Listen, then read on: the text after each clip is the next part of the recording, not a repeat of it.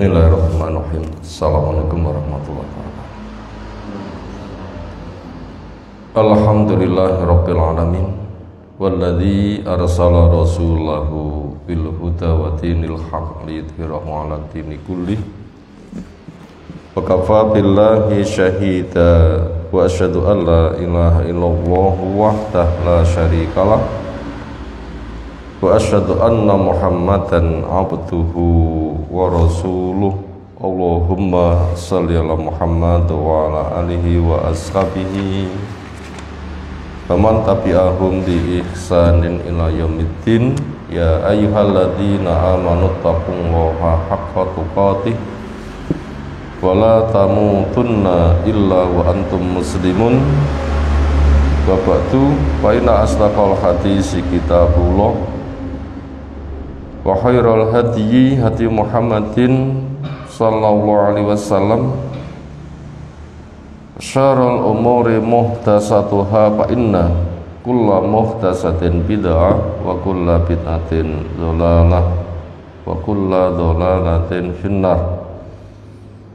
Ayyuhal ikhwah, azzana subhanahu wa ta'ala, alhamdulillah, syukur kita aturkan kepadanya, salawat dan salam semoga tercurah untuk Rasulnya Muhammad sallallahu alaihi wasallam, para sahabat, keluarga dan orang-orang yang mengikuti jejak mereka dengan baik sampai hari kiamat, dan semoga kita termasuk yang bisa ittiba mengikuti jejak mereka sehingga kelak akan bersama mereka di surga Allah Subhanahu wa ta'ala.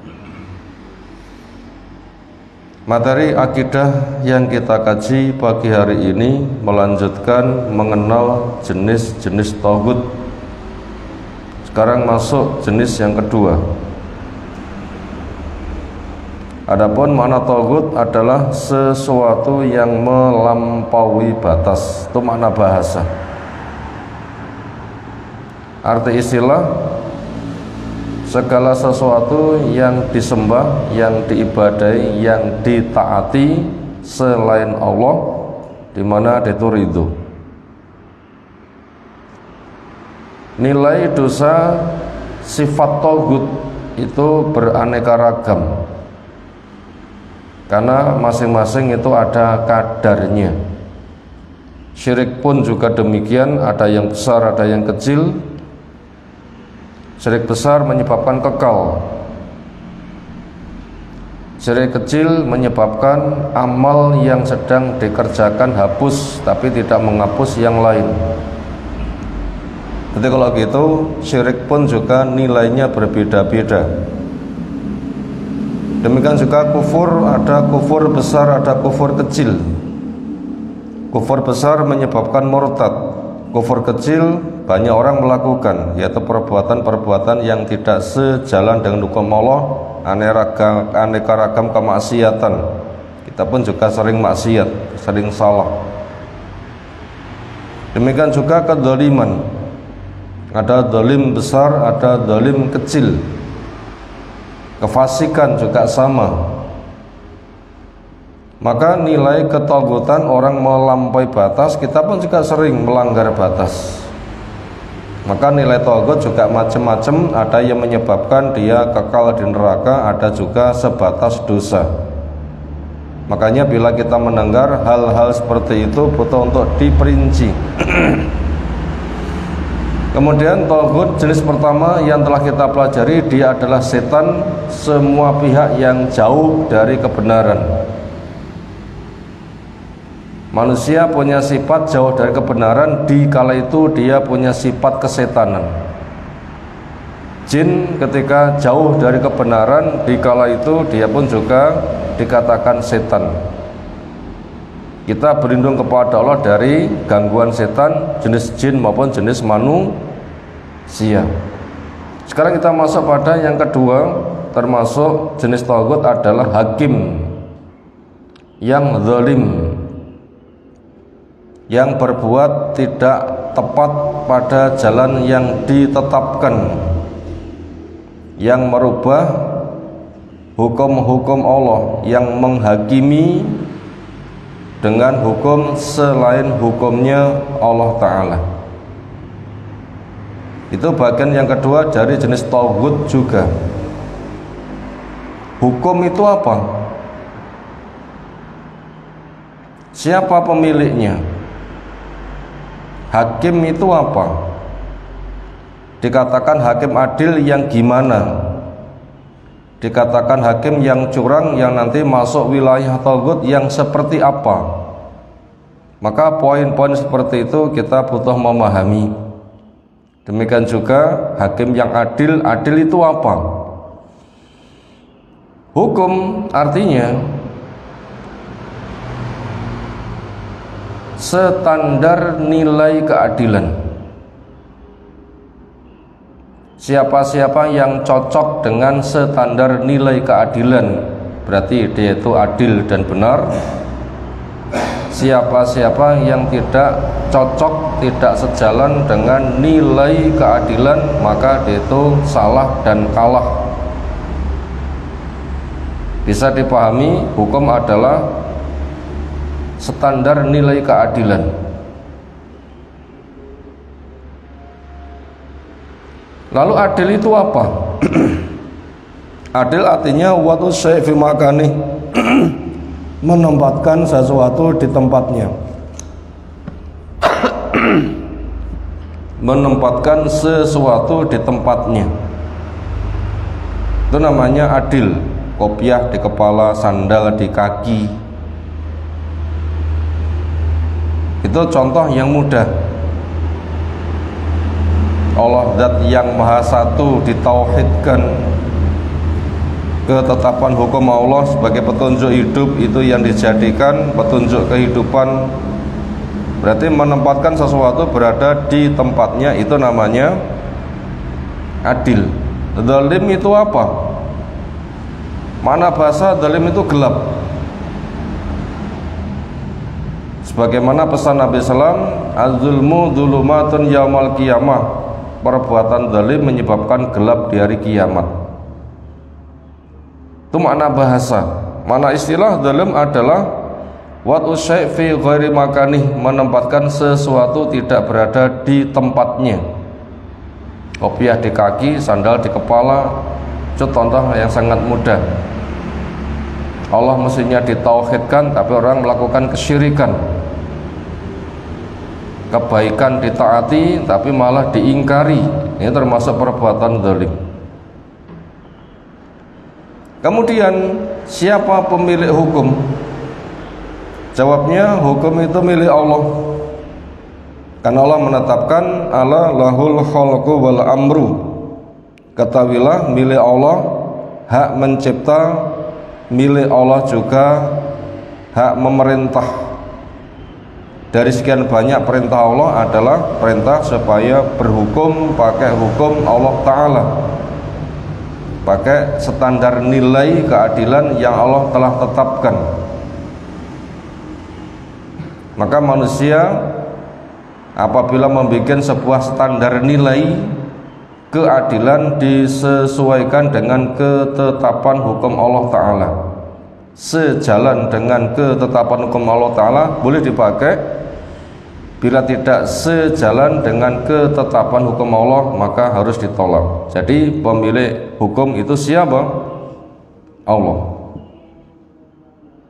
Dan semuanya telah dijelaskan. Semuanya telah dijelaskan karena Al-Quran dengan paket as-sunnah yang nggak bisa dipisah sebagai tafsir.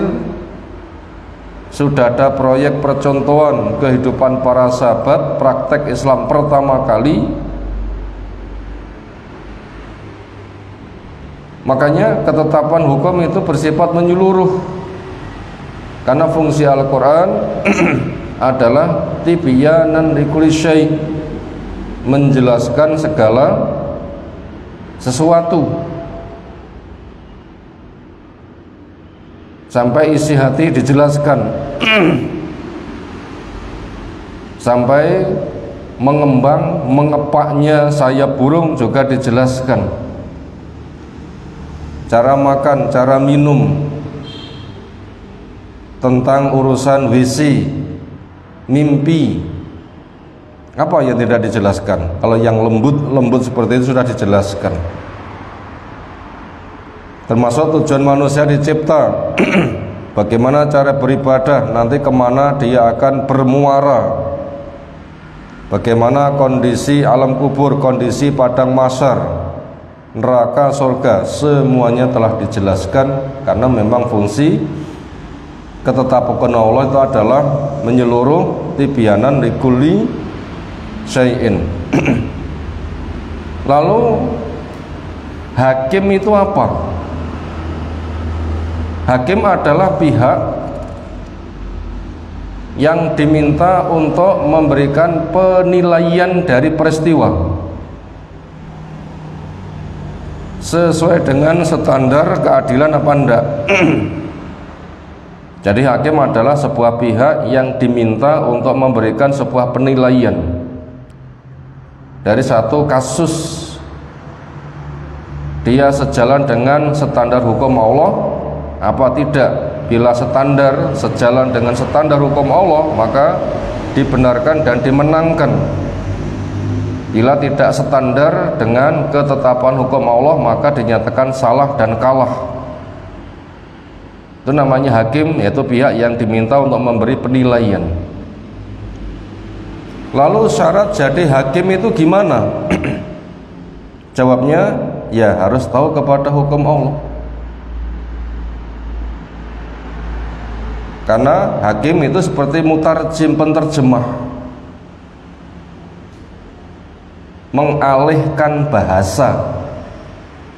Allah pakai bahasanya, masyarakat pakai bahasanya, ketika nggak sama itu menerjemahkan, sekaligus menjadi saksi terhadap apa yang ia terjemahkan. Saya sebagai saksi, kemauan hukum Allah itu begini karena saya telah memahami. Kemudian dia menghargai hukum Allah dan tidak menyelewengkan hukum Allah. Itu syarat untuk jadi hakim. Harus betul-betul tahu ketetapan hukum Allah. Makanya hakim orang yang identik dengan selalu belajar sehingga betul-betul tahu ketetapan hukum Allah Subhanahu wa taala.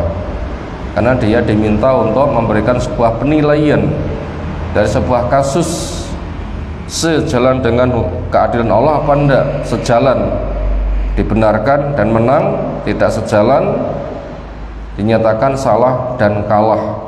Makanya hakim itu resikonya berat, karena dia diminta sebuah keputusan dari suatu penilaian. Kemudian apabila hakim betul-betul mengenal hukum Allah, lalu bisa memberikan penilaian dengan tepat, namanya hakim yang adil. Tapi apabila hakim itu tidak mengenal hukum Allah lalu jadi hakim, ini jelas penipuan. Atau sudah tahu hukum Allah dengan benar tapi menyimpangkannya, ini hakim yang zalim. Makanya hakim yang zalim, yang menyimpangkan hukum Allah Subhanahu wa taala, ini yang masuk pada pembahasan yang sedang kita bahas kali ini. Itu termasuk jenis taghut, hakim yang zalim, yang merubah dari hukum-hukum Allah, yang menyimpangkan dari hukum-hukum Allah. Dia dianggap tahu hukum Allah, diminta untuk memberikan sebuah penilaian dari peristiwa, ternyata dia membuat hukum silang, benar disalahkan, salah dibenarkan. Karena membangkang atau karena disuap, disogok. Senada dengan itu, maka dia termasuk kepada wilayah hakim yang zalim.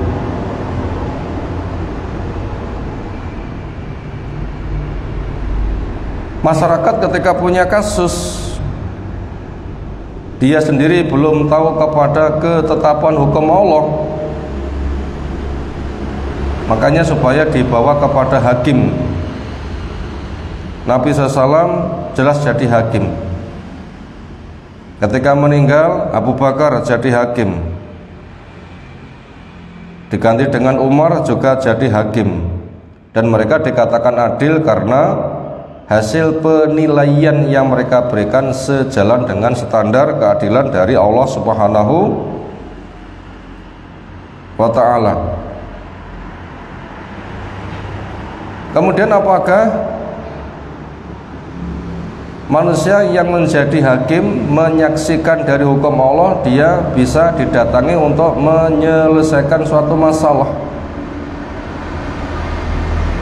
Maka jawabnya iya. Misalnya untuk kasus rumah tangga, suami lurus, istri sedang butuh dibenahi, satu kesempatan. Makanya suami punya kewajiban untuk memberikan nasihat pada istrinya supaya lurus. Bila belum mau, supaya pisah ranjang, tapi bukan cerai, tetapi sedang tidak melakukan perbuatan suami istri yang biasanya dikerjakan sekarang tidak. Kenapa? Untuk mengambil perhatian, biar tanya nanti dijawab sehingga nasihat semakin kuat. Bila tidak mempan juga pukulan pelajaran dengan digantungkan cambuk di dinding. Nanti biar ditanya, untuk apa cambuk di rumah kita? Ya pantasnya untuk nyambuk sapi. Loh kenapa di rumah kita? Ya untuk mengingatkan kamu, jangan sampai kamu kena cambukan.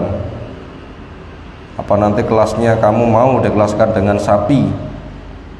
Bila mau tunduk ya sudah, bila tidak, nah nanti suami mengangkat wakil sebagai hakim, istri mengangkat wakil sebagai hakim, dua wakil nanti berembuk. Dua orang ini kasusnya apa? Untuk dicarikan jalan penengah, distandarkan kepada hukum Allah Subhanahu wa taala. Maka di situ hakim wakil suami, hakim wakil istri betul-betul mengenal hukum Allah, sehingga kasus keduanya nanti akan dibawa kepada ketetapan hukum Allah. Yang benar dikokohkan, yang salah diluruskan. Senada dengan itu, maka manusia yang diangkat sebagai hakim itu kelasnya sebatas ahli ilmu yang mengenal hukum Allah. Ada kasus diminta untuk memberikan penilaian yang standar dengan hukum Allah dibenarkan, yang tidak standar diluruskan. Itu statusnya itu ke sana. Makanya wakil yang baik, jadi hakim yang baik, dia nanti akan memberikan penilaian yang sejalan dengan standar ketetapan hukum Allah Subhanahu wa ta'ala. Jadi kalau begitu manusia sebagai hakim itu bukan mandiri, tapi sebatas ahli ilmu yang paham tentang hukum Allah. Dia diminta untuk memberikan penilaian akan sebuah peristiwa. Makanya manusia tidak membuat hukum sendiri, tapi hukum itu milik Allah. Manusia itu sebagai orang yang belajar, memahami, menyaksikan, menghargai, dan tidak berbuat dusta atas nama Allah Subhanahu wa ta'ala. Nah sekarang kita akan membaca ayat ancaman kepada orang yang menyimpangkan hukum Allah ta'ala. Dia dikenal sebagai ahli ilmu, tahu hukum Allah, didatangi orang, ada kasus tolong beri penilaian, bila sejalan dengan hukum Allah benarkan, bila tidak sejalan luruskan. Ternyata dia ketika mendapatkan mandat seperti itu, dia menyimpangkan hukum Allah Subhanahu wa ta'ala, maka dia termasuk taugut. Nukilan dari surah An-Nisa yang ke-60, Allah firmankan, A'udzu billahi minasy syaithanir rajim. Alam taro ilal ladzina yaz'umuna annahum amanu bima unzila ilaika wa ma unzila min qablik, sampai seterusnya ayat. Alam taro, apakah kamu tidak melihat, ilal ladina, kepada orang-orang yang yas'umun, di mana mereka mengaku, annahum, sesungguhnya mereka, amanu, beriman, bima unzila ilaka, dengan apa yang diturunkan kepada kamu, itulah Al-Quran. Sunnah pun juga diturunkan karena selalu menyertai Al-Quran. Quran sunnah tidak bisa dipisah, itu paket, semuanya dari Allah, sehingga nilai hukumnya Quran sunnah yang sahih sama. Ada orang mengaku katanya mengimaninya, wa ma unzila min qablik, dan juga mereka mengaku beriman kepada wahyu yang diturunkan sebelummu, semuanya dari Allah. Al-Quran sebagai standar nilai kitab-kitab sebelumnya.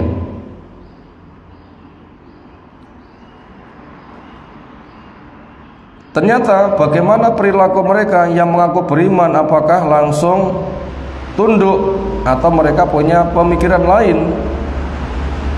Ternyata mereka memiliki pemikiran lain, yaitu yuriduna, ternyata mereka menginginkan ayatahakamu, untuk saling mengajukan hukum ila tauhid, kepada tauhid. Nah, iman kepada Allah, kepada kitabnya, mestinya juga harus konsekuensi, tapi kok malah kepada tauhid, kepada pihak yang menyimpangkan hukum Allah.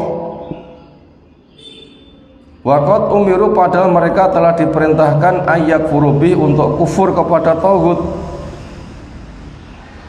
Wa yuridu syaitan, dan setan menginginkan ayudillahum, untuk menyesatkan mereka, dhalalan ba'ida, dengan kesesatan yang sangat jauh. Kalau kita melihat asbabun nuzulnya, kasusnya semisal apa? Ada dua pihak, yang satu dari Yahudi, yang satu dari orang yang mengatasnamakan Islam tetapi berpura-pura.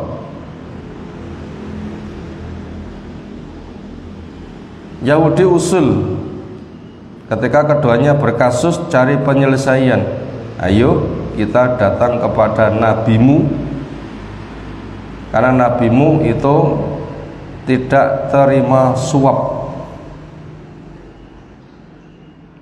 Kasus kita bawa, kita adukan, biar beliau memberikan penilaian kasus diantara kita yang sejalan dengan standar nilai keadilan yang Allah kehendaki, saya atau kamu.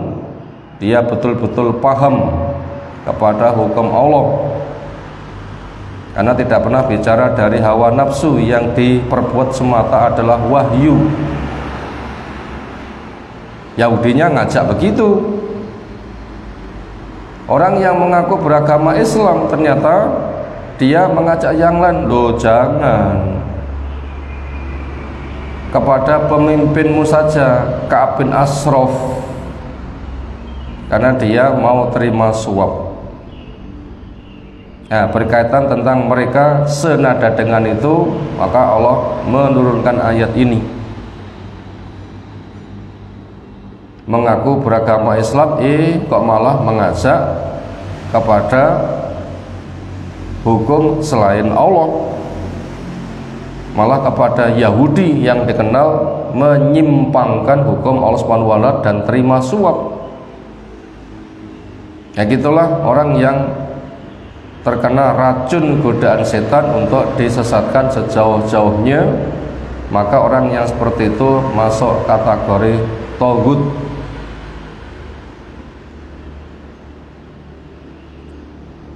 Sehingga seolah hukum itu bisa direkayasa dan bahkan bisa dibeli, kasih uang habis perkara, bahaya kan.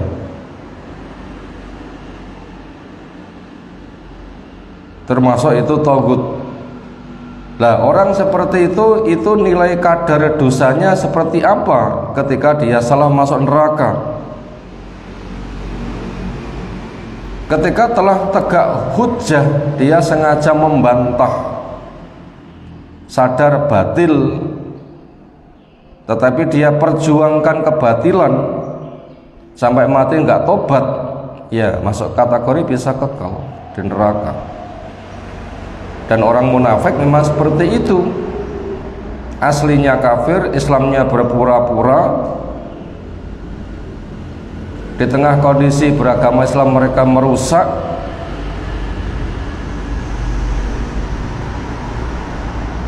yang berbagai macam tanda-tanda kemunafikan telah berkumpul sehingga menjadi munafik besar, maka resikonya fit darkil aswali minan nar, di tangga neraka yang paling bawah. Itu apabila model kekufurannya, penyimpangannya seperti itu. Tapi apabila model penyimpangannya tidak seperti itu, mungkin karena kendablekannya, kelemahan imannya, atau mungkin dia terpaksa dan ditekan sehingga di luar dari kemampuan. Allah pun juga maha tahu sebenarnya dia itu berada pada alasan yang mana. Maka itu nanti akan ada perincian, karena neraka pun juga bertingkat-tingkat, dosa pun juga bertingkat-tingkat, maka nilai tauhid pun juga bertingkat-tingkat. Itu tentang masalah nilai perbuatan yang masuk kategori tauhid. Demikian satu penambahan mengenal jenis tauhid yang kedua kali ini. Insyaallah jenis yang lain kita akan mengenal pada kesempatan berikutnya. Berikutnya kita masuk pada materi yang kedua, membaca kitab Fikih Al-Wajiz fi Fikih Sunnah wal Kitab Al-Aziz oleh Syekh Dr. Abdul Adzim Badawi. Semoga Allah menjaga kita semuanya. Masih pembahasan tentang sujud. Sujud yang kita bahas kali ini adalah tentang sujud syukur. Kemarin sujud tilawah, bacaannya telah kita pelajari. Sekarang kita akan mengenal tentang sujud syukur. Kita baca materinya dulu. Yustahabu liman waradat alaihi nikmatun, disuka, dianjurkan, digemarkan buat orang di mana dia mendapatkan nikmat, au tufiat anhu nikmatun nikmatun, atau tertolak darinya bencana, terancam bencana tapi nggak jadi kena, ketabrak, Pak Nonda hampir saja, berarti terjaga dari potensi bencana. Au busyira bima yasuru, atau disampaikan kabar yang menyenangkan.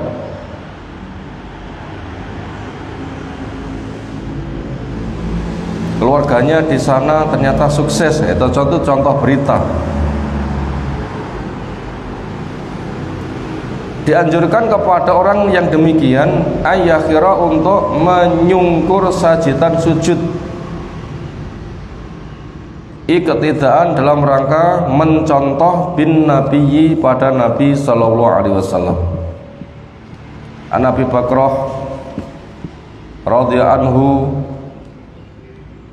anan nabiyya sallallahu alaihi wasallam kana ada idza atahu, ketika datang pada Nabi sallam amrun, perkara yasuruhu yang menyenangkannya. Misalnya mengirim pasukan untuk bertugas, berita datang sukses, itu contoh berita yang menyenangkan. Au yusarubi, atau disenangkan padanya. Apa sikap beliau? Khara, menyungkurkan diri sajidan sujud, syukron, karena mewujudkan syukur lillahi tabaraka wa ta'ala, semata karena Allah zat yang memberkah lagi maha tinggi. Wa hukmu, dan hukum sujud syukur ini adalah hukmu sujud tilawah seperti hukumnya sujud tilawah. Artinya tidak sampai kepada kelas wajib, tidak dituntut harus memiliki wudhu, tidak dituntut menghadap kiblat. Artinya saben-saben mendapatkan kebaikan langsung menyungkur sujud itu sudah mencapai sasaran. Belum dijumpai tuntunan harus mengucapkan takbir untuk sujud, takbir untuk bangkit.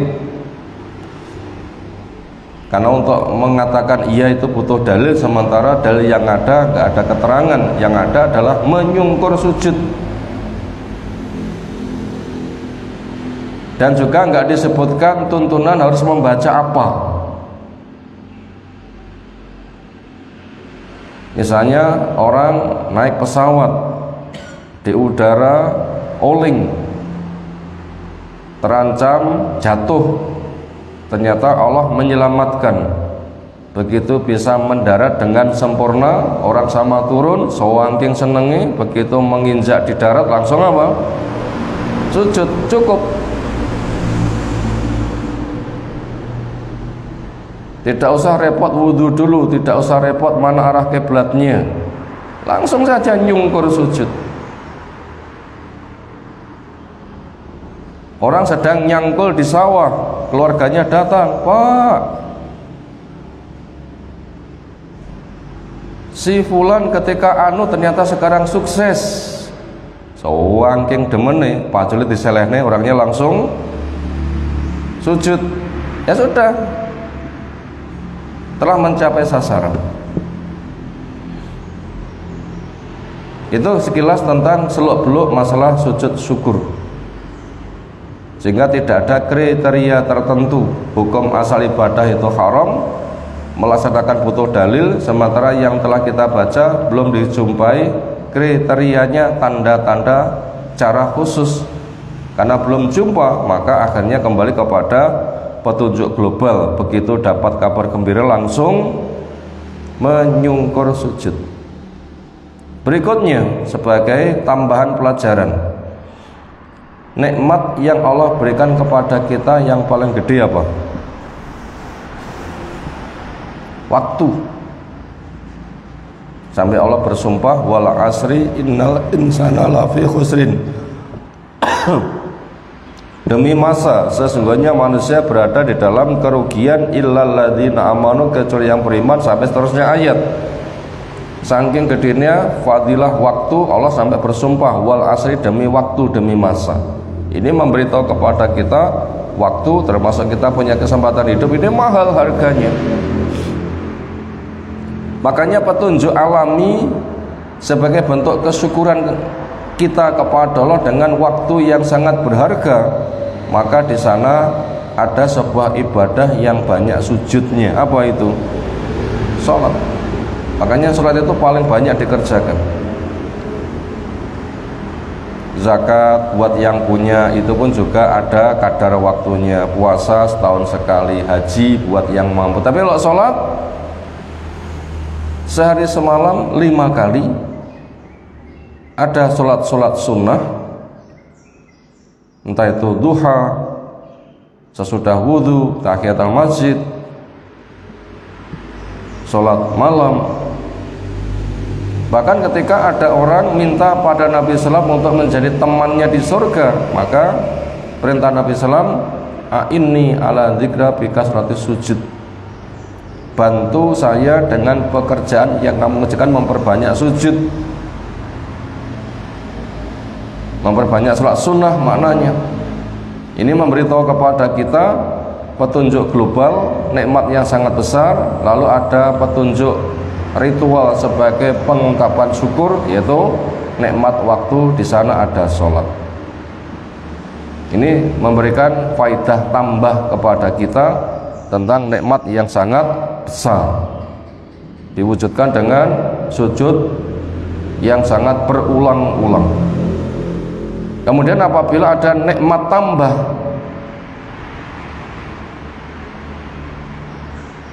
Di sana diperintahkan sujud walaupun bentuknya bukan sholat. Begitu dapat berita gembira langsung menyungkur, sujud, dan itu bisa berulang-ulang. Demikian satu materi tambahan yang kita pelajari kali ini tentang sujud syukur.